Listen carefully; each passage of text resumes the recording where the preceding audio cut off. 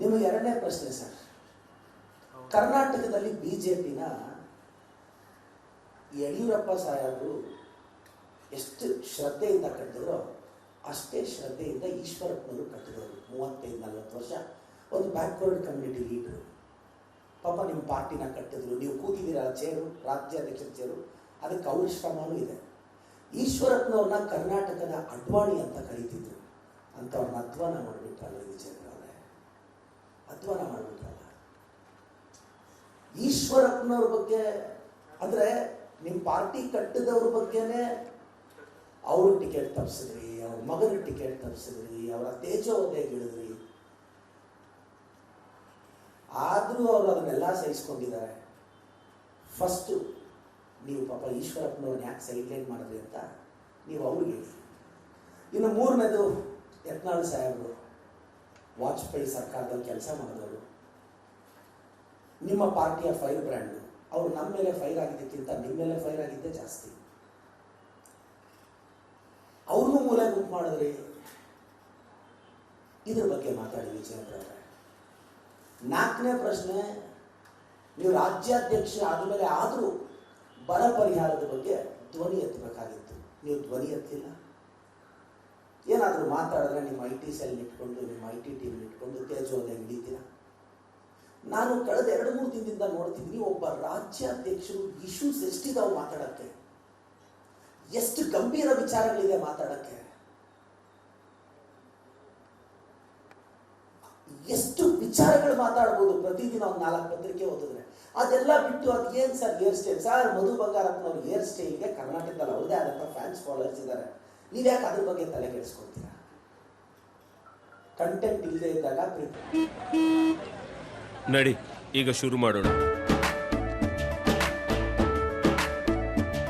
ಕೇಸರಿಯಿಂದ ಮನೋಲ್ಲಾಸ ಮನಸ್ಸು ಮತ್ತೇರಿ ಕುಣಿದಾಡಿದೆ ನೋಡು, ಮನಸ್ಸು ಮತ್ತೇರಿ ಕುಣಿದಾಡಿದೆ ನೋಡು. ಕ್ಷಣ ಕ್ಷಣವೂ ಆಚರಿಸಿ ಕೇಸರಿ ಹಬ್ಬ. ವಿಮಲ್ ಬಾಯಲ್ಲಿ ಹೇಳಿ ಕೇಸರಿ. ಇಲ್ಲದೆ ಇದ್ದಾಗ ಅಡ್ವೈಸರ್ಸು ಬರೀ ಡೀಲ್ಗಳಿಲ್ಲದಾಗ ಹಿಂಗಿರುತ್ತೆ ಕಂಟೆಂಟ್ ಪ್ರೆಸೆಂಟೇಷನ್. ಒಂದು 4 ಜನ ಡೈಲಿ ಓದಿ ಅಣ್ಣ ಇದು ವಿಚಾರ ಅಣ್ಣ ಅಂತ ಕರೆಕ್ಟಾಗಿ ಹೇಳಿದ್ರೆ,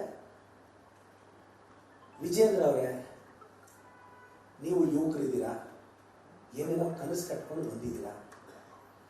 ಯಡಿಯೂರಪ್ಪ ಸಾಹೇಬ್ರ ಬಗ್ಗೆ ನನಗೆ ಅಪಾರವಾದ ಗೌರವ ಇದೆ. ಅವ್ರ ಮಗ ಅನ್ನೋ ಎಲಿಜಿಬಿಲಿಟಿ ನಾನು ಪಕ್ಕಕ್ಕಿಟ್ಟರೆ ಸರ್, ಯಾವ ಕಾರಣಕ್ಕೆ ತಾವು ರಾಜ್ಯಾಧ್ಯಕ್ಷರಾದರು ಅದನ್ನು ಪಕ್ಕಕ್ಕಿಟ್ಟು ದಯವಿಟ್ಟು ಬ್ರೀಫ್ ಮಾಡಿ. 35-40 ವರ್ಷ ಪಾರ್ಟಿ ಕಟ್ಟಿದವ್ರನ್ನೆಲ್ಲ ತುಳಿತಾ ಬಂದಿರಿ ನೀವು. ಎಥಿಕ್ಸ್ ಇಲ್ಲ. ನೀವು ನಮ್ಮ ಪಕ್ಷದ ಬಗ್ಗೆ, ನಮ್ಮ ಮುಖ್ಯಮಂತ್ರಿಗಳ ಬಗ್ಗೆ, ಉಪಮುಖ್ಯಮಂತ್ರಿಗಳ ಬಗ್ಗೆ ಮಾತಾಡಿದ್ರಿ. ವಿಜೇಂದ್ರ ಅವರೇ, ನೀವು BJP ರಾಜ್ಯಾಧ್ಯಕ್ಷರಲ್ವಾ, ಶಿಸ್ತಿನ ಪಕ್ಷ ಅಂತ ನಿಮ್ಮನ್ನು ನೀವೇ ಕರ್ಕೊಂಡಿದ್ದೀರಲ್ಲ. ಶಿಸ್ತಿನ ಪಕ್ಷ ಅಂದರೆ ಅದು ಕಾಂಗ್ರೆಸ್ ಸರ್. ನಮ್ಮ ಪಕ್ಷದಲ್ಲಿ ಯಾರಾದರೂ ಬಹಿರಂಗವಾಗಿ ನಮ್ಮ CM ಸಾಹೇಬರು, DCM ಸಾಹೇಬರು ನಾವು ಮಾತಾಡಲಿ, ಕಿತ್ತು ಬಿಸಾಕ್ತೀವಿ ಸಾಯಂಕಾಲದಷ್ಟೊತ್ತಿಗೆ. ಈಶ್ವರಪ್ಪನವ್ರು ಮಾತಾಡ್ತಾನೆ ಇದ್ದಾರೆ, ಯತ್ನಾಳ್ ಸಾಹೇಬರು ಮಾತಾಡ್ತಾನೆ ಇದ್ದಾರೆ. ತೀರ್ಮಾನ ತಗೊಳ್ಳೋ ಗಟ್ಸ್ ಇಲ್ಲ ನಿಮಗೆ. ಚೇರ್ಗೆಲ್ಲರಿಗೆ ಕೆಪಾಸಿಟಿ ಇರೋದು, ಅದ್ರ ಮೇಲೆ ಕೂತ್ಕೊಳ್ಳೋರಿಗೆ. ಇವತ್ತು ನಿಮ್ಮ ವಿರುದ್ಧ ನನಗೆ ಯಡಿಯೂರಪ್ಪ ಸಾಹೇಬ್ರ ಬಗ್ಗೆ ಭಾಳ ಗೌರವ ಇದೆ. ಅವರು 40-45 ವರ್ಷ ರಾಜಕಾರಣ ಮಾಡಿದವರು. ಪಾಪ ಯಾವತ್ತೂ ಒಂದು ನಿಷ್ಠೆಯಿಂದ ನಡ್ಕೊಂಡು ಹೋದ ವ್ಯಕ್ತಿ. ಆದರೆ ಯಾವುದೋ ಒಂದು ಚೋಟಾ ಸಿಗ್ನೇಚರ್ ಯಾರೋ ಹಾಕಿದ್ರಲ್ವ, ಅದರಿಂದ ಅವರು ಜೈಲಿಗೆ ಹೋಗ್ಬೇಕಾಯ್ತು. ಆ ಚೋಟಾ ಸಿಗ್ನೇಚರ್ ಹಾಕಿದ್ದು ಯಾರು? ವಿಜೇಂದ್ರ ಅವರೇ. ಯಾಕೆ ಪ್ರಶ್ನೆಗಳೆಲ್ಲ ಕೇಳ್ತಿದ್ದೀನಿ ಅಂದರೆ ಇಶ್ಯೂಸ್ ಮೇಲೆ ಮಾತಾಡಿ ಸರ್.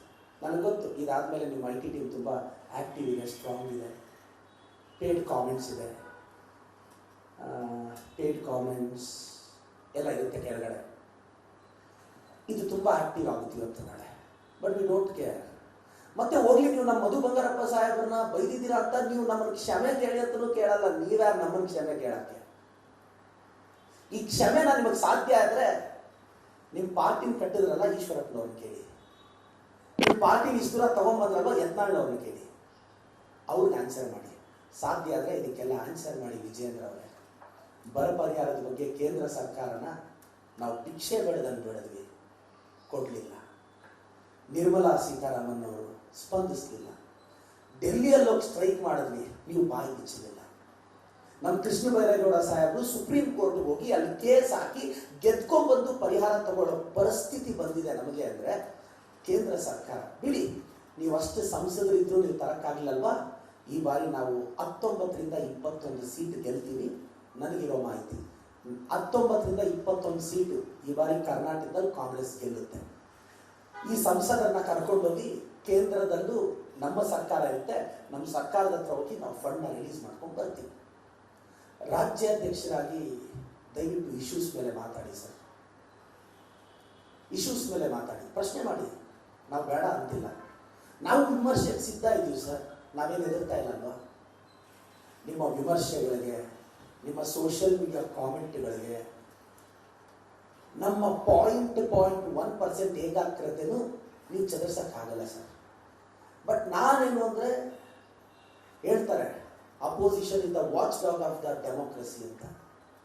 ನೀವು ಯಾಕೆ ಅಪೋಸಿಷನ್ ರೋಲ್ನ ಕರೆಕ್ಟಾಗಿ ನಿರ್ವಹಿಸ್ತಿಲ್ಲ? ಏನಾದರೂ ಮಾತಾಡಿದ್ರೆ 2-3 ದಿನ ಪರ್ಸನಲ್ ವಿಚಾರಕ್ಕೆ ಅಟ್ಯಾಕ್ ಮಾಡ್ಬಿಡ್ತೀರ. ಕಟಿಂಗ್ ಮಾಡಿಸ್ಕೊಂಡು ಬಂದ್ರಿ ಅಂತ ಕೇಳ್ತೀರಾ ನಮ್ಮ ಸಾಹೇಬರಿಗೆ. ಸರ್, ನಿಮ್ಮ ಪಾರ್ಟಿಯಲ್ಲಿರೋ MLAಗಳು ಇಂಥ ಕಾಮೆಂಟ್ ಮಾಡಲ್ಲ. ನಮ್ಮ ಹಿರಿಯರು ಆವಾಗ ನಮ್ಮ DK ಸಾಹೇಬರು ಘಟ್ಟದ ಬಗ್ಗೆ ಮಾತಾಡಿದ್ರು, ಮಾನ್ಯ ಅಶೋಕ್ ಸರ್. ನಂತರ ಅದು ಮುಜುಗರಕ್ಕೀಡಾಗಿ ಅವ್ರು ಕ್ಷಮೆ ಕೇಳಿದ್ರು. ನೀವು ಇಂಥ ವಿಚಾರ ಮಾತಾಡ್ತಿದ್ದೀರಾ. ನಾನು ವಿಜಯೇಂದ್ರ ಅವ್ರನ್ನ ರಿಕ್ವೆಸ್ಟ್ ಮಾಡ್ತೀನಿ, ಕರ್ನಾಟಕದ ರಾಜಕಾರಣದಲ್ಲಿ ನಾವು ಇನ್ನೊಂದು 30 ವರ್ಷ ಕಿತ್ತಾಡಬೇಕು. ದಯವಿಟ್ಟು ಇಶ್ಯೂಸ್ ಮೇಲೆ ಕಿತ್ತಾಡೋಣ. ನಮ್ಮನ್ನು ಪ್ರಶ್ನೆ ಮಾಡಿ ಸರ್, ಇಶ್ಯೂಸ್ ಮೇಲೆ ಮಾಡಿ. ವೈಯಕ್ತಿಕ ತೇಜೋವಧೆ ಬೇಡ ಸರ್. ಇವತ್ತು ಮಧು ಬಂಗಾರಪ್ಪ ಸಾಹೇಬರು OBC ಸಮುದಾಯದ ಪ್ರೆಸಿಡೆಂಟ್ ರೀ. ಇವತ್ತು ಗ್ಯಾರಂಟಿಗಳು ಏನು ಕರ್ನಾಟಕದಲ್ಲಿ ಅನುಷ್ಠಾನ ಆಗ್ತಿದೆ ಆ ಗ್ಯಾರಂಟಿಗಳ ಸಮಿತಿಯ ಉಪಾಧ್ಯಕ್ಷರಾಗಿದ್ದವ್ರಿ. ಇವತ್ತು ಆ ಗ್ಯಾರಂಟಿಗಳಲ್ಲಿ ಅವ್ರ ಐಡಿಯಾ ಇದೆ. ಬಂಗಾರಪ್ಪನವ್ರ ರಕ್ತ ರೀ. ಇವತ್ತು ಅವರು ಕಷ್ಟಪಟ್ಟು ರಾಜಕಾರಣದಲ್ಲಿ 20-25 ವರ್ಷ ಸ್ಟ್ರಗಲ್ ಮಾಡಿ ಏಕಾಏಕಿ ಬಂದು ಅವರೇನೋ ಮಿನಿಸ್ಟರ್ ಆಗಿದ್ದಲ್ಲ ರೀ. ಎಷ್ಟು ಸೋಲು ನೋಡಿದ್ರು, ಎಷ್ಟು ಗೆಲುವು ನೋಡಿದ್ರು, ಎಷ್ಟು ಅವಮಾನ ಅನುಭವಿಸಿದ್ರು. ಆದ್ರೆ ಆಚೆನೂ ಬಂದು ಬೆಳೆಯೋದಿದೆ ಅಲ್ಲ, ಅಷ್ಟು ಸುಲಭ ಅಲ್ಲ. ಒಂದು ಬ್ಯಾಕ್ವರ್ಡ್ ಕ್ಲಾಸ್ ಹುಡುಗರ ಬಗ್ಗೆ ಯಾಕೆ ವಿಜಯೇಂದ್ರ ಅವರೇ ನಿಮ್ಗೆ ಬೇಜಾರು? ನಮ್ಮ ಕತೆ ಬಿಡಿ. ನಿಮ್ಮಿದ್ರಲ್ಲೇ ಇರ್ತಕ್ಕಂಥ ಬ್ಯಾಕ್ವರ್ಡ್ ಕಮ್ಯುನಿಟಿ ಲೀಡರು ಈಶ್ವರಪ್ಪನವ್ರು ದೂರ ಮಾಡಿಬಿಟ್ರಲ್ಲಿ. ಬಿಡಿ ವಿಜಯೇಂದ್ರ ಅವರೇ, ಬ್ಯಾಕ್ವರ್ಡ್ ಕಮ್ಯುನಿಟಿಯವರು ಎಮರ್ಜ್ ಆಗಲಿ. ಐಡಿಯಾಲಜಿಕಲಿ ಚರ್ಚೆಗೆ ನಾನು ಅವ್ರನ್ನ ವಿನಂತಿಸ್ತೇನೆ. ಮೋಸ್ಟ್ಲಿ ದಯವಿಟ್ಟು ನಾಳೆ ಇಶ್ಯೂಸ್ ಮೇಲೆ ಕೌಂಟರ್ ಕೊಡಿ ಸರ್.